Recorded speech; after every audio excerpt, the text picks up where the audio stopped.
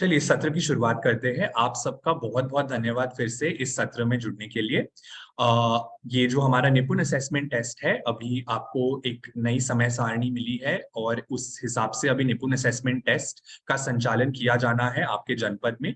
और उसके लिए हमने ये सत्र का आयोजन किया है, जिसमें हम निपुण असेसमेंट टेस्ट के बारे में आपको बताएंगे, पूरी आकलन की प्रक्रिया एक बार समझाएंगे और इसमें जो सरल ऐप का एक एक रोल है, जो इस आकलन में सरल ऐप का उपयोग है, उस सरल ऐप के उपयोग और कैसे आपको प्रयोग करना है सरल ऐप का, वो आपको समझाएंगे। तो इस सत्र की शुरुआत करते हैं।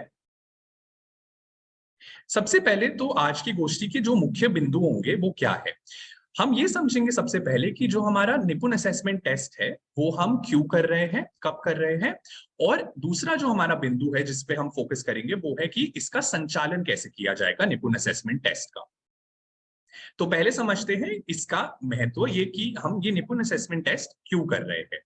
जैसा कि आप जानते हैं कि बाल वाटिका से लेकर कक्षा 3 तक कुछ निपुण लक्ष्य आधारित किए गए हैं और ये निपुण लक्ष्य आप सबको पता ही है, आप इनको फॉलो भी कर रहे हैं। तो इन्हीं निपुण लक्ष्य के आधार पर हमारा यह लक्ष्य है कि मार्च 2026 तक 100% छात्र निपुण लक्ष्य को प्राप्त कर ले, ये हमारा गोल है। और इस गोल में आगे बढ़ते हुए ये जो हमारे हर जनपद के लिए कुछ त्रैमासिक टारगेट सेट किए गए हैं। तो ये त्रैमासिक टारगेट्स जो सेट किए गए हैं, ये प्रत्येक जनपद अपने त्रैमासिक टारगेट को प्राप्त करना सुनिश्चित करे, उसके लिए ये निपुण असेसमेंट टेस्ट एक एक उसके लिए एक स्टेप लिया जा रहा है। जैसे कि आप यहाँ देख सकते हैं, हर जनपद के लिए हर त्रैमास के लिए एक टारगेट सेट किया गया है और मार्च 2026 तक हमने यह लक्ष्य रखा है कि 100% छात्र निपुण हो जाए। तो हम ये त्रैमासिक असेसमेंट क्यों कर रहे हैं और ये जो हमारे त्रैमासिक लक्ष्य है उसमें ये निपुण असेसमेंट टेस्ट कहाँ आ रहा है। तो इस निपुण असेसमेंट टेस्ट के द्वारा हम यह देखना चाहते हैं कि हमारे बच्चों की अभी अधिगम स्तर की प्रगति क्या है और अपने विद्यालयों को निपुण बनाने के लिए जो हमें आवश्यक कदम उठाने हैं, आप शिक्षक, आप मेंटर्स, जो आवश्यक कदम हमें उठाने हैं अपने विद्यालयों को निपुण बनाने के लिए, वो समझ सके।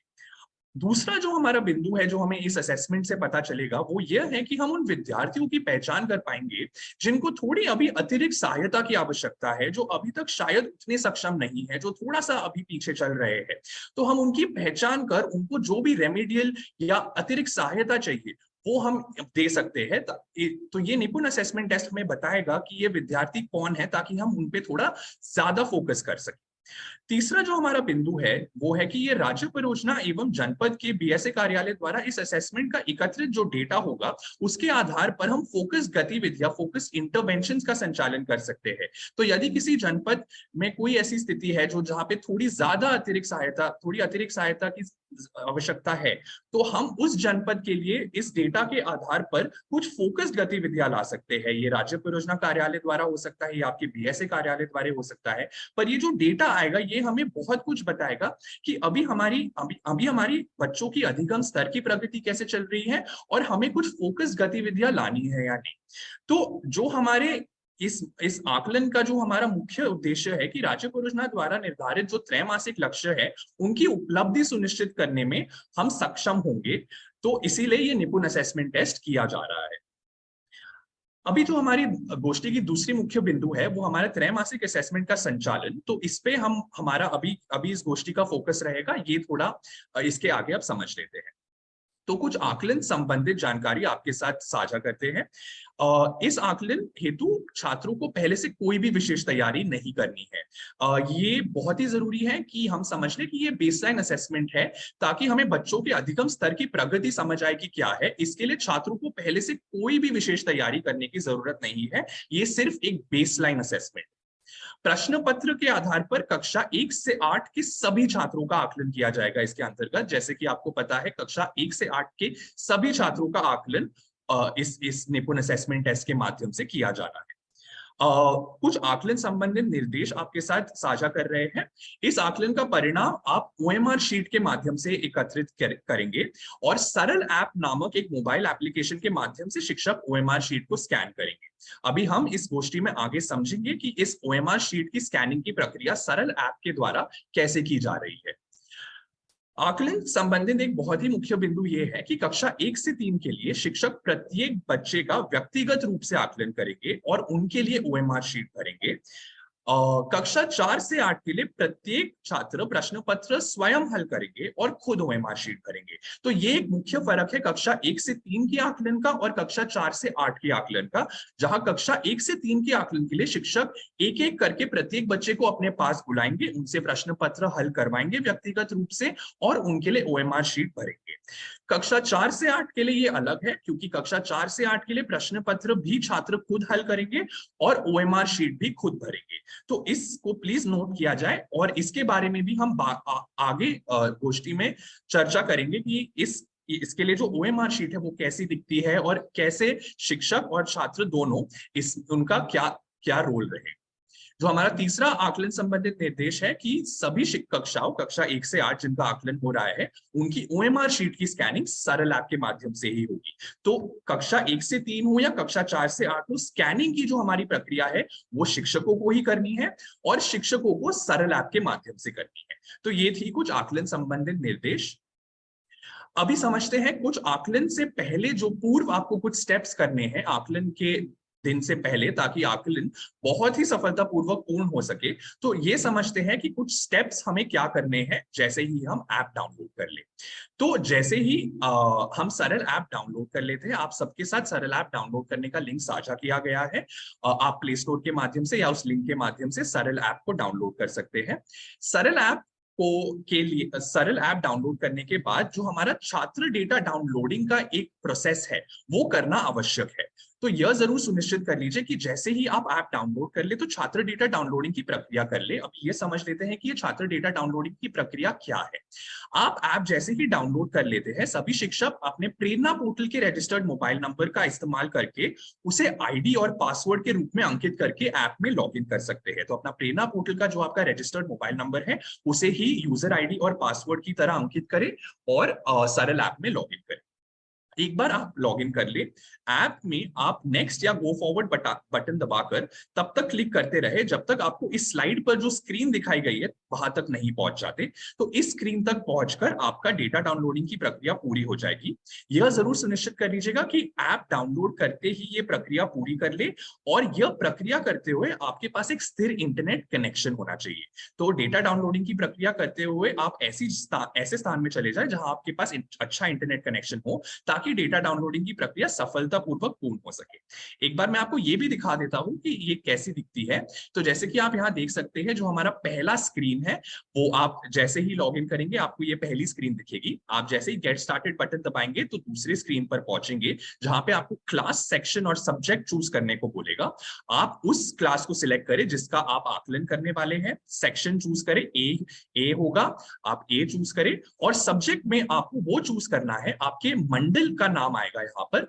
तो यदि आप जैसे बस्ती मंडल से हैं तो आप बस्ती मंडल चुने, यदि आप प्रयागराज मंडल से हैं तो प्रयागराज मंडल चुने। तो यह जरूर देख लीजिएगा कि आप सब्जेक्ट बिल्कुल सही चुन रहे हैं।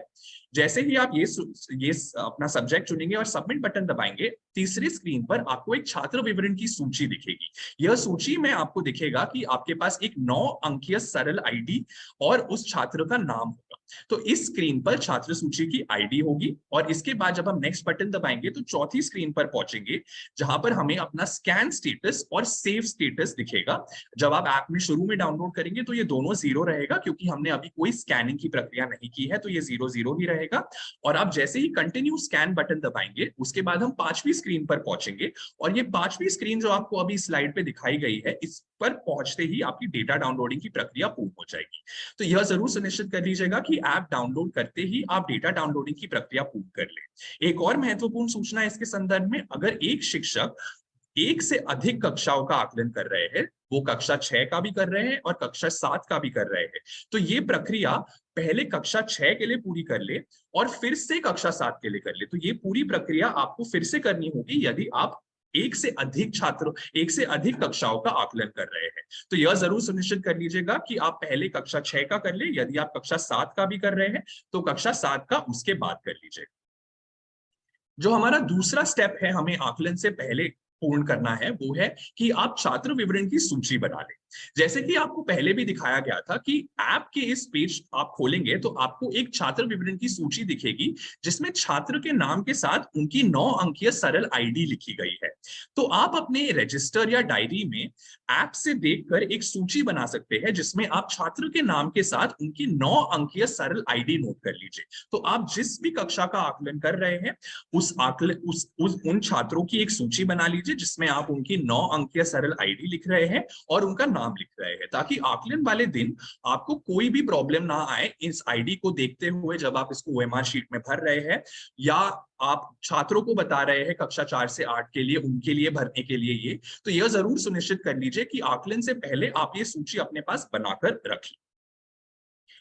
अभी हम समझते हैं कक्षा 1 से 3 की आकलन का संचालन कैसे किया जाना है, क्योंकि कक्षा 1 से 3 और कक्षा 4 से 8 की आकलन की प्रक्रिया थोड़ी सी अलग है। तो हम पहले कक्षा 1 से 3 के लिए समझेंगे ये प्रक्रिया, और उसके उपरांत हम कक्षा 4 से 8 के लिए समझेंगे। तो पहले देखते हैं हमारे 3 मुख्य बिंदु जो हम इसमें कवर करेंगे, वो है हमारा प्रश्न पत्र, हमारा ओएमआर शीट कैसे दिखता है, और सरल ऐप का संचालन। तो जो हमारा प्रश्न पत्र है कक्षा 1 से 3 के लिए, जैसे कि आपको पहले भी बताया मैंने कि प्रत्येक छात्र का व्यक्तिगत रूप से शिक्षक असेसमेंट करेंगे। तो आप एक एक करके अब कक्षा 1 से 3 के छात्रों को अपने पास बुलाएंगे और उनसे प्रश्न पत्र हल करवाएंगे। तो प्रश्न पत्र पर जो भी आपको निर्देश दिए गए हैं उसके आधार पर प्रत्येक छात्र का आकलन करना सुनिश्चित कीजिएगा।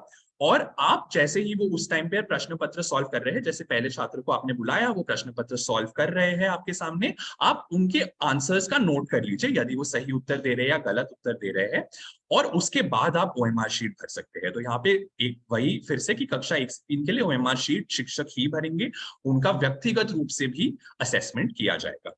अभी देखते हैं कि ये ओएमआर शीट कैसी दिखती है और शिक्षकों को ये कैसे भरें।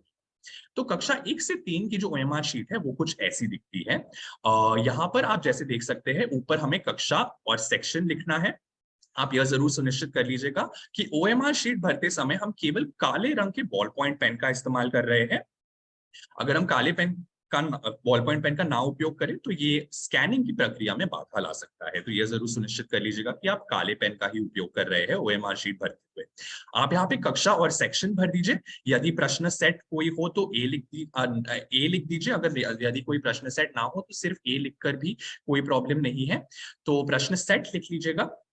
और यहाँ पे आप जैसे देख सकते हैं, यहाँ पर इस शीट में 8 छात्रों का आकलन एक साथ किया जा सकता है। तो यहाँ पे हम जैसे देख सकते हैं हमारे पास 8 रो दिए गए हैं, तो 8 छात्रों का आकलन एक ओएमआर शीट पर किया जा सकता है कक्षा 1 से 3 के लिए। तो जैसे ही आप यहाँ पे जो हमारी 9 अंकीय सरल आईडी है वो यहाँ पर लिखी जा सकती है। जो आपने सूची बनाई है अपनी, वो सूची देखकर आप वो आईडी लिख लीजिए, और वो आईडी देखकर वो ओएमआर शीट पर भी लिख लीजिएगा। तो जैसे आप पहले छात्र का आकलन कर रहे हैं, उनकी जो सरल आईडी है 9 अंकीय, वो यहाँ पर लिख लीजिएगा, और उसी तरह आप यहाँ पे 8 छात्रों का आकलन कर सकते हैं। यहाँ पर आप देख सकते हैं जो हमारे प्रश्न है उसमें हमने यहाँ गोले भरे हुए हैं। ये गोले भरने का आधार कुछ ऐसा है कि यदि प्रश्न का सही उत्तर दिया है छात्र ने तो हम इस गोले को भरेंगे, और यदि उन्होंने कोई उत्तर नहीं दिया या गलत उत्तर दिया तो हम इस गोले को नहीं भरेंगे। एक उदाहरण लेते हैं पहले छात्र का। जैसे पहले छात्र ने पहले प्रश्न का अगर सही उत्तर दिया तो हमने पहला गोला भरा। छात्र ने दूसरे उत्तर का प्रश्न का भी सही उत्तर दिया तो हमने दूसरा गोला भी भरा। पर यहाँ पर तीसरे प्रश्न का उत्तर छात्र ने गलत दिया तो हमने यहाँ पर गोला खाली छोड़ दिया। तो यह जरूर सुनिश्चित कर लीजिएगा कि गोले वही भर रहे हैं जिनका सही उत्तर दिया जा रहा है छात्र द्वारा। और यह भी जरूर सुनिश्चित कर लीजिएगा कि अगर आपके प्रश्न पत्र में केवल 7 प्रश्न हैं तो आप 7 ही भरे, 8, 9, 10 में कुछ ना भरे, उसको खाली छोड़ दें। तो जितने भी प्रश्न आपके प्रश्न पत्र में दिए गए हैं उतने ही गोले भरे, उसके आगे ना भरे। ओएमआर शीट में कहीं पर भी और कुछ ना लिखे, यह जरूर सुनिश्चित कर लीजिएगा कि जहां पर आपको आवश्यक लिखना ही है वहीं पर लिखे, कई और ना लिखे, क्योंकि ये फिर से आकलन की प्रक्रिया में बाधा ला सकता है, स्कैनिंग की प्रक्रिया में बाधा ला सकता है। तो ओएमआर शीट के आसपास कहीं कुछ ना लिखे, सिर्फ वहीं पर लिखे जहां लिखना जरूरी है। जैसा कि मैंने समझाया, कक्षा और सेक्शन, प्रश्न सेट, जो हमारे 9 अंकीय सरल आईडी है, और जो हम गोले भर रहे हैं। तो 8 छात्रों का आकलन कक्षा 1 से 3 के लिए एक ओएमआर शीट पर किया जा सकता है। Ballpoint pen, black pen use करें और कहीं और ओएमआर शीट पर कुछ ना लिखें। एक बार हम देख लेते हैं कि सरल ऐप पर जो स्कैनिंग की प्रक्रिया है वो कैसी दिखती है। एक बार यह समझ लेते हैं। मैं अपनी स्क्रीन शेयर कर रहा हूं एक वीडियो के माध्यम से। मुझे 1 मिनट का समय दीजिए।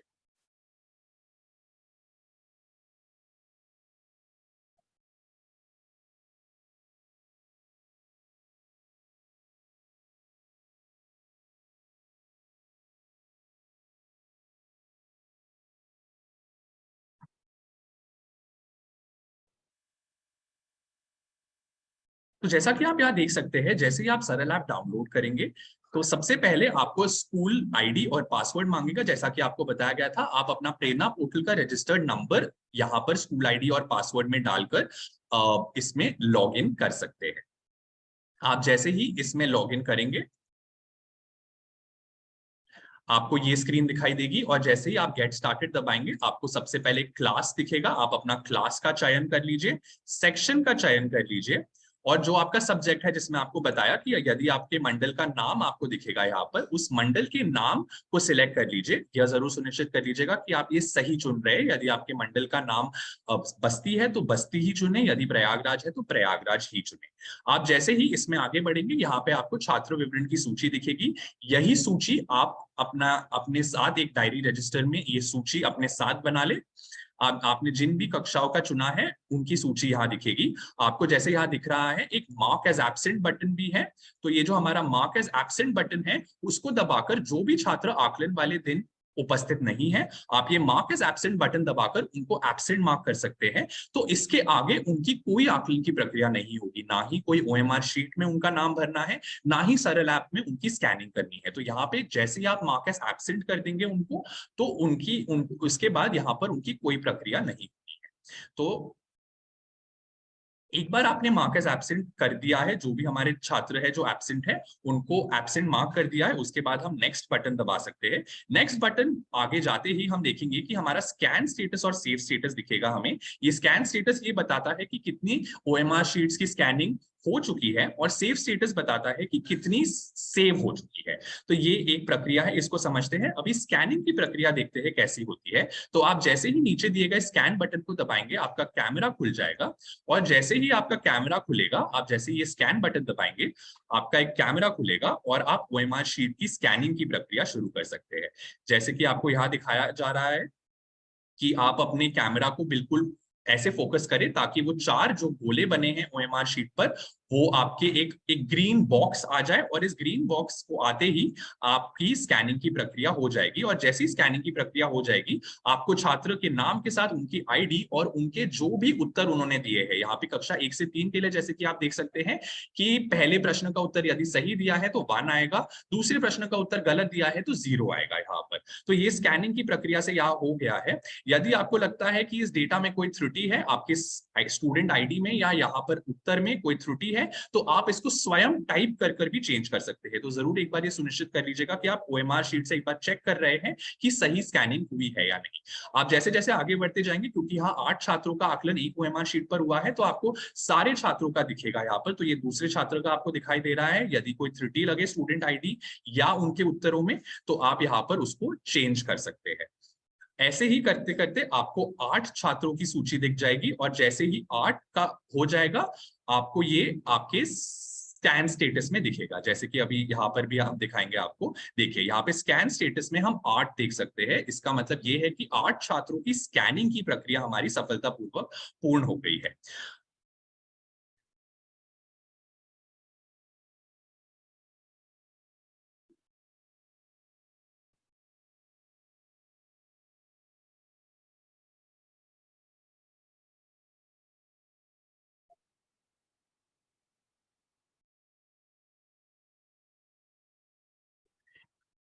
जो हमारा जो हमारा इस आकलन का एक लास्ट स्टेप है स्कैनिंग की प्रक्रिया के बाद, जो हमारा सेव ऑल स्कैन वाला स्टेप है, ये बहुत ही जरूरी स्टेप है। ये आप मूल्यांकन पूर्ण करने के बाद और ओएमआर शीट्स को स्कैन करने के बाद करेंगे। तो आप स्कूल में ही अपनी स्कैनिंग पूर्ण कर लीजिएगा और रिकॉर्ड किए गए डेटा को स्कैन संख्या में, जैसे कि आपको वीडियो में भी दिखाया कि आपको स्कैन स्टेटस में दिखेगा। तो यदि संख्या ओएमआर शीट स्कैन करते समय, आप जैसे ही ओएमआर शीट स्कैन करते रहेंगे तो ये संख्या बढ़ती जाएगी। तो स्कैन हुआ डेटा, इसका मतलब सफलतापूर्वक सेव हो रहा है आपके फोन में, लेकिन सर्वर पर अभी तक अपलोड नहीं हुआ है। तो आप स्कूल में आपके अगर स्थिर इंटरनेट कनेक्शन ना हो और आपने डेटा डाउनलोडिंग की प्रक्रिया जो हमने शुरू में समझाई थी वो करी है, तो आप बिल्कुल चिंता ना करें। स्कैनिंग की प्रक्रिया के लिए आपको स्थिर इंटरनेट कनेक्शन की जरूरत नहीं है। आप शीट्स की स्कैनिंग की प्रक्रिया जारी रख सकते हैं, इसके लिए नेट कनेक्शन आवश्यक नहीं है। पर यह जरूर सुनिश्चित कर लीजिएगा कि आपके पास स्थिर इंटरनेट कनेक्शन नहीं है, तो डेटा डाउनलोडिंग की प्रक्रिया उससे पहले करना बहुत जरूरी है। तो ये स्कैन स्टेटस ये आपको बताता है कि 19 जो स्कैन है हमारे फोन में सेव हो चुके हैं, पर अभी तक सर्वर पर सेव नहीं हुए हैं। तो सर्वर में सेव करने की जो प्रक्रिया है वो सेव ऑल स्कैन बटन से होगी, जैसे कि आपको यहाँ दिखाया गया है। तो सेव ऑल स्कैन बटन हम अंत में क्लिक करेंगे जब हमारा मूल्यांकन पूर्ण हो गया है और हमने सारे छात्रों की ओएमआर शीट की स्कैनिंग की प्रक्रिया कर ली है। आप जैसे ही सेव ऑल स्कैन बटन दबाएंगे तो जो हमारी 19 की हमें स्कैन स्टेटस में दिख रहा था वो अब सेव स्टेटस में दिखेगा। इसका मतलब इन छात्रों का जो भी डेटा है वो सर्वर पर अब सेव हो गया है और उनका आकलन सफलतापूर्वक पूर्ण हो गया है। जरूरी बिंदु इसके बारे में यह है कि सेव ऑल स्कैन का बटन आप तभी दबाएं जब सारी शीट्स की स्कैनिंग हो चुकी हो और आपके पास एक स्थिर इंटरनेट कनेक्शन हो। तो सेव ऑल स्कैन बटन से पहले यह जरूर सुनिश्चित कर लीजिएगा कि आपके पास एक स्थिर इंटरनेट कनेक्शन है। आप स्कैनिंग की प्रक्रिया अपने स्कूल में कर सकते हैं बिना स्थिर इंटरनेट कनेक्शन के, पर सेव ऑल स्कैन बटन दबाने से पहले आप यह जरूर सुनिश्चित कर लीजिएगा कि आप ऐसे स्थान पर हैं जहां पर आपको एक स्थिर इंटरनेट कनेक्शन मिले। तो स्कैनिंग की प्रक्रिया के समय यदि आपके पास को इंटरनेट कनेक्शन नहीं है या इंटरनेट ठीक से नहीं चल रहा है तो आप प्लीज उसकी चिंता ना करें, पर सेव ऑल स्कैन बटन दबाते समय यह जरूर सुनिश्चित कर लीजिएगा कि आपके पास एक स्थिर इंटरनेट कनेक्शन हो। एक बार जो हमारे 1 से 3 का आकलन है उसकी 6 स्टेप की जो हमने प्रक्रिया समझाई है वो समझ लेते हैं। जैसे कि आपको पहले बताया कि आकलन से पूर्व हमारा पहला स्टेप शुरू होगा कि परीक्षा से पहले हम डेटा डाउनलोडिंग की प्रक्रिया कर ले। हमारा जो दूसरा स्टेप है वो है परीक्षा से 1-2 दिन पहले हम छात्र विवरण की सूची बना ले, जिसमें हम छात्र की 9 अंकीय सरल आईडी के साथ उनका नाम लिख रहे हैं। आकलन वाले दिन हमारा तीसरा स्टेप शुरू होगा, जहां शिक्षक प्रश्न पत्र के अनुसार विद्यार्थी का व्यक्तिगत रूप से आकलन करेंगे। हमारा चौथा स्टेप ये रहेगा कि शिक्षक ओएमआर शीट पर 9 अंकीय स्टूडेंट आईडी भरेंगे और प्रश्न पत्र के अनुसार यदि विद्यार्थी सही उत्तर देते हैं तो ओएमआर शीट के गोले को भरेंगे अथवा उसे खाली छोड़ेंगे। एक बार हमने सारे छात्रों का आकलन कर लिया है तो हमारा पांचवा स्टेप शुरू होगा, जहां शिक्षक सरल ऐप के द्वारा ओएमआर शीट की स्कैनिंग करेंगे। आपको स्कैनिंग की प्रक्रिया अभी हमने दिखाई, और एक बार ये स्कैनिंग की प्रक्रिया पूर्ण हो जाए तो हमारा छठा स्टेप शुरू होगा, जो हमारा सेव ऑल स्कैन का स्टेप है। यह प्रक्रिया आप मूल्यांकन पूर्ण करने और ओएमआर शीट्स को स्कैन करने के बाद ही करें, और यह जरूर सुनिश्चित कर लीजिए कि इस स्टेप पर हमारे पास एक स्थिर इंटरनेट कनेक्शन। जैसे कि अभी आपको बताया कि कक्षा 1 से 3 के आकलन का संचालन ऐसे किया जाना है, कक्षा 4 से 8 के आकलन का संचालन भी काफी ऐसा ही दिखेगा। पर क्योंकि हमने जैसे बताया कि कक्षा 4 से 8 में छात्र अपना प्रश्न पत्र खुद हल करके ओएमआर शीट भरेंगे, तो इसमें जो थोड़ी सी चेंजेस है वो आपको समझाएंगे यहाँ पर। तो प्रश्न पत्र समझते हैं पहले। तो जो हमारा प्रश्न पत्र है कक्षा 4 से 8 के लिए, वो छात्र द्वारा ही हल किया जाएगा। तो उनको आप प्रश्न पत्र हल करने के लिए पर्याप्त समय दीजिएगा। तो आप प्रश्न पत्र पहले उनके साथ प्रश्न पत्र वितरित कीजिएगा और उनको पर्याप्त समय दीजिएगा। यहाँ पर आप उनको ओएमआर शीट्स मत दीजिएगा अभी तक। जैसे ही प्रश्न पत्र हल हो जाए असेसमेंट के बाद, सभी छात्रों को आप ओएमआर शीट दे दीजिएगा जो छात्र खुद भरेंगे। तो यह एक मुख्य फर्क है कक्षा 1 से 3 और कक्षा 4 से 8 के आकलन का। तो शिक्षक जरूर ये नोट कर ले कि वो कक्षा 1 से 3 का कर रहे हैं तो वो 1 से 3 पे फोकस करे कि वो कैसे करना है, और कक्षा 4 से 8 का आकलन अलग है तो कक्षा 4 से 8 के शिक्षक कक्षा 4 से 8 के लिए फोकस करें। जो हमारी कक्षा 4 से 8 के लिए ओएमआर शीट है वो भी अलग दिखती है, जैसे कि आपको यहाँ दिखाया गया है। तो ये ओएमआर शीट कुछ अलग दिखती है। ये अलग इसीलिए है क्योंकि जैसे कि आपको पहले बताया गया, कक्षा 1 से 3 का जो ओएमआर शीट है उस पे 8 छात्रों का आकलन एक साथ किया जा सकता है। परंतु क्योंकि कक्षा 4 से 8 में हर छात्र स्वयं अपना ओएमआर शीट भर रहे हैं, तो एक छात्र का ही आकलन एक ओएमआर शीट पर हो सकता है। तो यहाँ पे आपको सबसे पहले दिखाया गया है छात्र आईडी। यहाँ पर छात्र की 9 डिजिट आईडी भरी जाएगी जो सरल ऐप पर दिखा रहा है। तो आपकी जो छात्र विवरण की सूची आपने बनाई हुई है उसके द्वारा आप छात्रों को यह बताएंगे कि उनकी 9 अंकीय सरल आईडी क्या है और वो यहाँ पर उस आईडी को भरेंगे। छात्र अपना नाम और प्रश्न सेट, यदि कोई प्रश्न सेट हो परंतु ए लिख सकते हैं, वो यहाँ पर भरेंगे। ये भी सारा काले ब्लैक बॉल पॉइंट पेन से किया जाए, ओएमआर शीट को ब्लैक बॉल पॉइंट पेन से ही भरा जाए। यहाँ पर इसके बाद प्रश्न उत्तर भरने की प्रक्रिया शुरू होगी, तो छात्र यहाँ पर खुद उत्तर भरेंगे। तो यहाँ पर जो हमारा प्रश्न पत्र होगा कक्षा 4 से 8 के लिए, उसमें 4 विकल्प होंगे हर प्रश्न के, और हर प्रश्न का एक विकल्प उसका सही उत्तर होगा। तो यदि पहले प्रश्न का उत्तर छात्र को लगता है कि सी ऑप्शन सही है, तो वो सी ऑप्शन में गोला भरे। इस प्रश्न में और कोई गोला ना भरे। तो यह जरूर सुनिश्चित कर लीजिएगा शिक्षक कि हर प्रश्न के लिए छात्र एक ही गोला भर रहे हैं। और यदि उनको लगता है कि यदि छात्र को लगता है दूसरे प्रश्न का सही उत्तर डी है, तो वो डी भरेंगे यहाँ पर। और उसी तरह प्रश्न पत्र में जो भी उन्होंने हल किया है वो यहाँ पर ओएमआर शीट विद्यार्थी खुद भरेंगे यहाँ पर। यह जरूर सुनिश्चित कर लीजिएगा कि यदि प्रश्न पत्र में सिर्फ 10 प्रश्न हैं तो 10 प्रश्न तक ही गोले भरे जाए, उसके अतिरिक्त कोई गोले ना भरे जाए और ओएमआर शीट पर कुछ और ना लिखा जाए। तो एक और बार बता देता हूं, सबसे पहले छात्र आईडी लिखी जाएगी सबसे ऊपर छात्र द्वारा, जो शिक्षक उनको बताएंगे कि ये क्या छात्र आईडी है, उनका नाम, प्रश्न सेट लिखा जाएगा और हमारे 4 विकल्प हर प्रश्न के लिए दिए जाएंगे। उसका जो उत्तर सही लगता है छात्र को, उस गोले को ही उस गोले को ही भरा जाएगा और ओएमआर शीट पर कहीं और कुछ नहीं लिखना है। एक बार यह समझ लेते हैं कि कक्षा 4 से 8 की जो स्कैनिंग की प्रक्रिया है सरल ऐप के माध्यम से, वो कैसे दिखती है। मैं अपना स्क्रीन शेयर कर रहा हूं, मुझे 1 मिनट का समय दीजिए।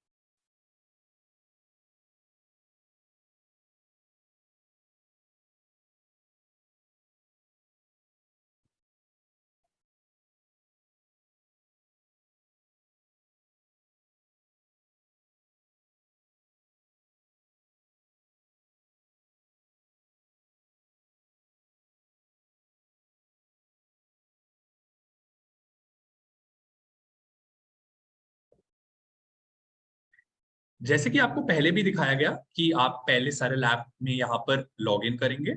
सरल ऐप में लॉगिन करते ही ये प्रक्रिया बिल्कुल वैसी है कक्षा 1 से 3 के लिए जैसे आपको दिख रही है। तो आप इसमें आगे बढ़ सकते हैं।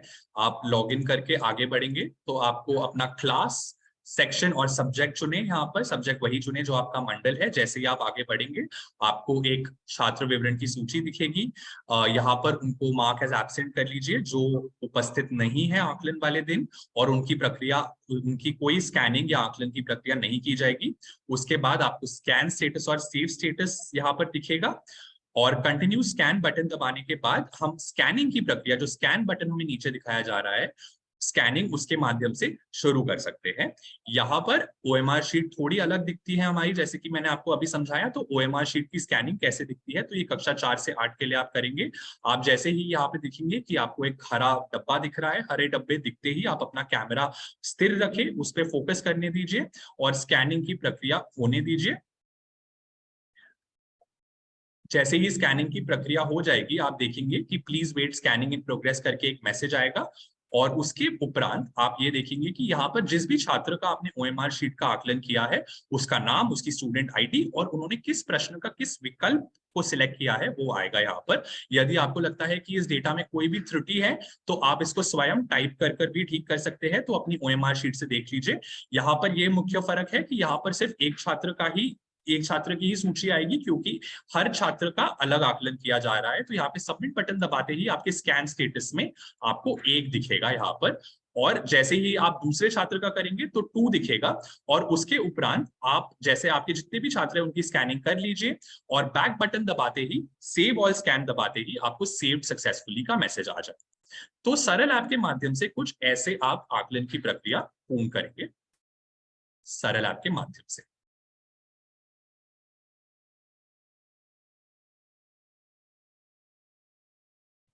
एक बार अब फिर से ये समझ लेते हैं कि हमारी आकलन की 7 स्टेप की प्रक्रिया, 4 से 8 में हमारे 7 स्टेप है, वो कैसी दिखती है। जैसे कि आपको पहले बताया कि आकलन से पूर्व आपको डेटा डाउनलोडिंग की प्रक्रिया करनी है, तो जरूर यह सुनिश्चित कर लीजिए कि डेटा डाउनलोडिंग की प्रक्रिया आप आकलन से पहले पूर्ण कर रहे हैं।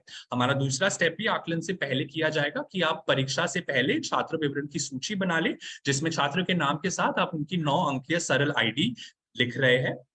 आकलन वाले दिन हमारा तीसरा स्टेप शुरू होगा, जहां शिक्षक प्रश्न पत्र विद्यार्थियों में बांटेंगे और उन्हें हल करने का पर्याप्त समय देंगे। चौथा स्टेप हमारा ये रहेगा कि आकलन के बाद शिक्षक बच्चों को स्टूडेंट आईडी एवं ओएमआर पर गोले अंकित करने की प्रक्रिया बताएंगे। तो ये जो प्रक्रिया अभी हमने आपको समझाई है, यह प्रक्रिया आपको छात्रों को समझानी होगी, क्योंकि छात्र खुद यहाँ पर ओएमआर शीट भरेंगे। और एक बार आपने यह प्रक्रिया समझाई है, उसके उपरांत ओएमआर शीट बच्चों को वितरित कीजिएगा और उनको जरूर यह सहायता दीजिएगा कि अगर उनको ओएमआर शीट भरते हुए कोई भी जो हमारा 5वां स्टेप है, जहां विद्यार्थी ओएमआर शीट भरेंगे, शिक्षक इस प्रक्रिया के दौरान विद्यार्थियों को सहारा देना होगा। कोई भी उनको मदद चाहिए होगी ओएमआर शीट सही भरने के लिए, तो वो जरूर शिक्षक उनको मदद करे। जैसे ही सारी ओएमआर शीट छात्रों ने भर ली है, उसके बाद हमारा छठा स्टेप शुरू होगा, जहां शिक्षक सरल ऐप के द्वारा ओएमआर शीट की स्कैनिंग करेंगे। तो ओएमआर शीट की स्कैनिंग की प्रक्रिया सारे शिक्षक ही करेंगे, शिक्षक को ही स्कैनिंग की प्रक्रिया सरल ऐप के माध्यम से करेंगे। एक बार सारी स्कैनिंग की प्रक्रिया पूर्ण हो जाए, हमें अपना 7वां और बहुत ही महत्वपूर्ण सेव ऑल स्कैन वाला स्टेप करना है। ये मूल्यांकन पूर्ण करने के बाद और ओएमआर शीट्स को स्कैन करने के बाद किया जाएगा। एक बार फिर से आपको बता देता हूं, बहुत जरूरी है ये कि आप सेव ऑल स्कैन करते समय आपके पास एक स्थिर इंटरनेट कनेक्शन हो। तो ऐसे स्थान पर चले जाए जहां आपके पास एक स्थिर इंटरनेट कनेक्शन हो और तभी सेव ऑल स्कैन करें। स्कैनिंग की प्रक्रिया आप बिना स्थिर इंटरनेट कनेक्शन के भी कर सकते हैं। कुछ मुख्य बिंदु सरल ऐप को इस्तेमाल करते हुए आपको आपके साथ साझा कर रहे हैं।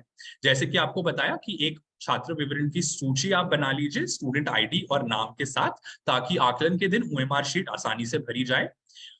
सभी का आकलन के बाद सरल ऐप के माध्यम से ही स्कैनिंग की जाएगी। अगर आपको लगता है स्कैन करे हुए डेटा में कोई भी त्रुटि है, तो उसको आप स्वयं टाइप कर भी ठीक कर सकते हैं। और प्रश्न पत्र में जितने प्रश्न हैं उतने ही गोले ओएमआर शीट पर भरे जाए, उसके अतिरिक्त खाली छोड़े। यदि प्रश्न पत्र में केवल 7 प्रश्न हैं, तो 7 प्रश्न तक ही ओएमआर शीट भरी जाए, 8वें के बाद ओएमआर शीट को खाली छोड़ा जाए। कुछ शिक्षकों का दायित्व भी आपको बताना चाहेंगे आकलन वाले दिन। पहले यह जरूर सुनिश्चित कर लीजिए कि 100% विद्यार्थी आकलन के दिवस विद्यालय आ रहे हैं और उनका आकलन हो रहा है, क्योंकि यह बहुत जरूरी है कि हम छात्र की अधिगम स्तर की प्रगति समझें। तो उसके लिए ज्यादा से ज्यादा विद्यार्थी जिस आकलन देंगे, तो ज्यादा से ज्यादा हमें समझ आएगा कि अभी उनकी अधिगम स्तर की प्रगति क्या है। तो अभी आप अभिभावकों से बात कर थोड़ा सा प्रेरित करें उन्हें, एक उत्सव का माहौल बनाएं इस आकलन को, ताकि सभी को इसका महत्व समझ आए और आकलन वाले दिन सभी छात्र स्कूल आ रहे हैं और आकलन दे रहे हैं। इस YouTube लाइव सेशन को दोबारा जरूर देखें, क्योंकि हमने काफी जानकारी आपके साथ शेयर करी है। तो ऐसा हो सकता है कि कुछ आपसे मिस हो गया हो, तो आप जरूर यह सुनिश्चित करें YouTube लाइव। हम ऑलरेडी आपके साथ एक ट्रेनिंग वीडियो भी साझा कर रहे हैं, ट्रेनिंग वीडियो साझा कर रहे हैं। ये मैनुअल भी आपके साथ साझा किया जाएगा। तो आप जरूर यह सुनिश्चित कीजिएगा कि आप ये YouTube लाइव जो वीडियोस भी हम आपके साथ साझा कर रहे हैं और जो ट्रेनिंग मैनुअल भी आपके साथ साझा कर रहे हैं, जरूर आप एक बार देख लीजिएगा, ताकि आकलन वाले दिन आपको कोई भी मुसीबत ना आए आकलन की प्रक्रिया में, स्कैनिंग की प्रक्रिया में, सरल ऐप को समझने में। तो जरूर यह सुनिश्चित कर लीजिएगा कि आप ये YouTube लाइव दोबारा देख रहे हैं। ARPs और SRGs के से आकलन संबंधित सभी सवाल साझा किए जा सकते हैं, और उनसे आप कोई भी आपकी मुश्किल है तो आप जरूर उनसे पूछे। सभी मेंटर्स से भी ये अनुरोध रहेगा कि सभी शिक्षकों को पूरा सहयोग दे इस आकलन को सफलतापूर्वक पूर्ण करने के लिए। और आकलन वाले दिन विद्यार्थियों को जो भी सहायता की आवश्यक होगी, शिक्षक जरूर ये देखे कि उनको जो भी सहायता चाहिए वो सहायता उनको मिल रही है। अभी जो हमारा सरल एप्लीकेशन है, उसके संबंधित कुछ मुख्य बिंदु और डूज एंड डोंट्स जो हमारे हैं वो आपको समझाते हैं। जो हमारे सबसे पहले डूज और डोंट्स है कि आकलन का सही सेट चुने एवं दिनांक चुने। जैसे कि मैंने आपको बताया, सब्जेक्ट जो आएगा वो आपके मंडल के नाम से आएगा, तो उस मंडल को जरूर सही से चुने। आप बरेली मंडल से है तो बरेली चुने, बस्ती मंडल से है तो बस्ती चुने, पर सही चुने, ताकि आपको आगे कोई आकलन की इसमें आकलन की प्रक्रिया में बाधा ना आए। जैसे कि आपको ओएमआर शीट भरते समय भी काले रंग के पेन का उपयोग करें, किसी अन्य रंग के पेन का उपयोग ना करें। स्कैनिंग की प्रक्रिया में ये बाधा ला सकता है, तो काले रंग का ही उपयोग, रंग के पेन का ही उपयोग करिए। हम एक अपनी जो ओएमआर शीट भर रहे हैं, यदि शिक्षक भर रहे हैं 1 से 3 के लिए या छात्र भर रहे हैं 4 से 8 के लिए, उसे एक स्थिर प्लेटफॉर्म पर रखें। उसे अपनी गोद में या किसी अन्य ऐसे प्लेटफॉर्म पर जो स्थिर नहीं है उस पे ना रखें, और एकदम स्थिर प्लेटफॉर्म पर रखें ताकि गोले भरते हुए कोई भी प्रॉब्लम ना हो। जब हम ओएमआर शीट में गोले भर रहे हैं तो यह जरूर सुनिश्चित कीजिएगा कि शिक्षक और छात्र दोनों इन गोलों को पूरी तरह भर रहे हैं। जैसे कि आपको बाई ओर दिखाया गया है, गोलों को पूरी तरह भरना है, ना कि उस पे क्रॉस लगाना है या थोड़ा भरना है या उसके गोले के बाहर कुछ आने देना है। तो गोले के अंदर ही पूरा उसको भरे, पर गोले के बाहर कुछ ना आने दे, उस पर क्रॉस ना लगाए। तो छात्र जब ये भर रहे हैं तो शिक्षक जरूर देख ले कि छात्र ये सही से भर रहे हैं, और शिक्षक भी 1 से 3 के लिए सुनिश्चित कर ले कि वो भी इसको ठीक से गोले को भर रहे हैं। जब हम सरल आईडी अपनी इस पे लिख रहे हैं तो जरूर ये देख लीजिएगा कि केवल मानकृत संख्याओं का उपयोग किया जा रहा है, जैसे कि आपको बाई ओर दिखाया गया है, क्योंकि स्कैनिंग में कैमरा को पढ़ते समय यह हो सकता है कि मानकृत संख्याएं ना हो तो उस आईडी में त्रुटि आ सकती है। यह त्रुटि जरूर आप स्वयं ठीक कर सकते हैं, पर अगर आप मानकृत संख्याओं का उपयोग करेंगे तो त्रुटि नहीं आएगी और आपकी भी आकलन की प्रक्रिया बहुत ही आसानी से पूर्ण हो सकती है। तो जरूर यह सुनिश्चित कर लीजिएगा कि बाई ओर जैसे कि आपको मानकृत संख्याएं दिखाई गई है उसी तरह लिखे। जैसे कि मैंने आपको बताया, ट्रेनिंग मैनुअल आपके साथ साझा किया जाएगा, तो आप ये बाद में भी देख सकते हैं कि मानकृत संख्याएं क्या है। ये मानकृत संख्याएं आप अपने क्लासरूम के बोर्ड पर भी लिख सकते हैं ताकि छात्रों को भी पता हो कि क्या मानकृत संख्याओं में उनको ओएमआर शीट पर लिखना है। जब आप ओएमआर शीट भर रहे हैं या उसको हैंडल कर रहे हैं तो यह जरूर सुनिश्चित कर लीजिएगा कि ओएमआर शीट को कोई भी नुकसान नहीं पहुंच रहा है, उस पर कोई भी फोल्ड ना आने दे, उसको पंक्चर ना करे, बहुत ही संभाल कर रखे। तो शिक्षक यह भी जरूर सुनिश्चित कर ले अपने स्तर पर भी और छात्रों को भी ओएमआर शीट देते समय कक्षा 4 से 8 के लिए कि वो ओएमआर शीट को डैमेज नहीं कर रहे हैं, कोई नुकसान नहीं पहुंचा। जब हम स्कैनिंग की प्रक्रिया कर रहे हैं तो अपने फोन को लैंडस्केप मोड में पकड़े। बाई ओर आपको दिखाया गया है कि फोन को कैसे पकड़ना है, दाई ओर पोर्ट्रेट मोड में ना पकड़े, अपने फोन को लैंडस्केप मोड में ही पकड़कर स्कैनिंग की प्रक्रिया को करें। आप जब स्कैनिंग की प्रक्रिया कर रहे हैं तो अपना फोन ओएमआर शीट के सीधा ऊपर रखे, तो बिल्कुल ऐसे रखिएगा, ना कि बाई या दाई ओर रखे, क्योंकि फिर ये स्कैनिंग की प्रक्रिया में बाधा ला सकता है।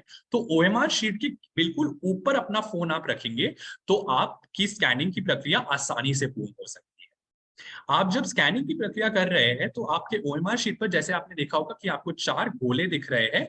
4 गोले कवर नहीं होने चाहिए, कोई भी अन्य वस्तु इस गोले को कवर नहीं करना चाहिए। तो यह जरूर सुनिश्चित कर लीजिएगा कि कोई भी अन्य वस्तु स्कैनिंग के टाइम पर ओएमआर शीट या कैमरा के आसपास नहीं है और सिर्फ वो ओएमआर शीट ही दिखनी चाहिए स्कैनिंग की प्रक्रिया करते समय, और उन काले गोलों को कोई भी अन्य वस्तु ढकनी नहीं चाहिए। एक टाइम पर एक ही शीट की स्कैनिंग की प्रक्रिया कीजिएगा, तो अन्य शीट आप दूर रखें।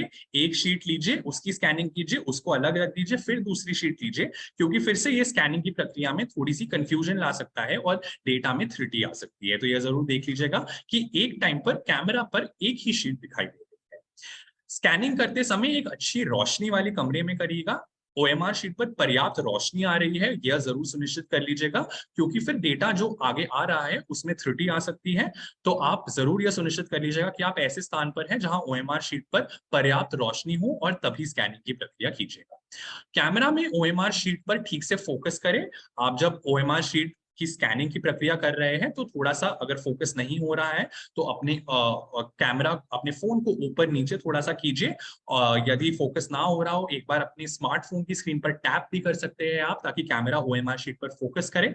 पर फोकस करना जरूरी है क्योंकि कैमरा हमारा डेटा पढ़ नहीं पाएगा और फिर इसमें त्रुटि आएगी।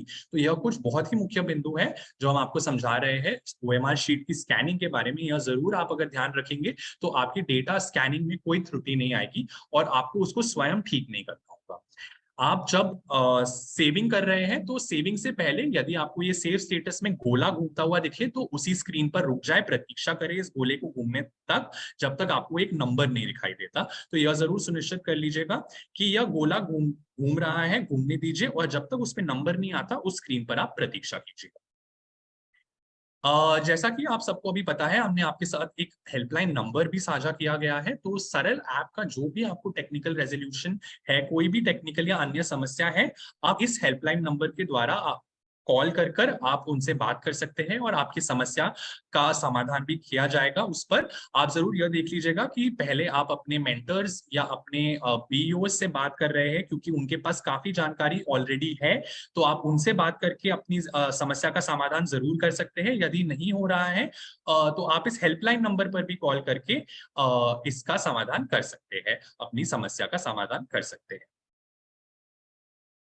तो ये थी हमारी आकलन की प्रक्रिया और सरल ऐप को आपको कैसे यूज़ करना है, उसकी प्रक्रिया आपको समझाया गया है। जैसे कि मैंने आपको बताया कि ये यूट्यूब लाइव सेशन पुनः देखना ज़रूर सुनिश्चित कर लीजिएगा। यह भी ज़रूर सुनिश्चित कर लीजिएगा कि जो हम ट्रेनिंग वीडियोज़ आपके साथ साझा करेंगे या कर रहे हैं, जो ट्रेनिंग मैनुअल साझा कर रहे हैं, वो सब भी आप देखें, अच्छे से प्रक्रिया को समझें, ताकि आकलन वाले दिन कोई भी प्रॉब्लम ना आए इस आकलन को सफलतापूर्वक पूर्ण करने के लिए।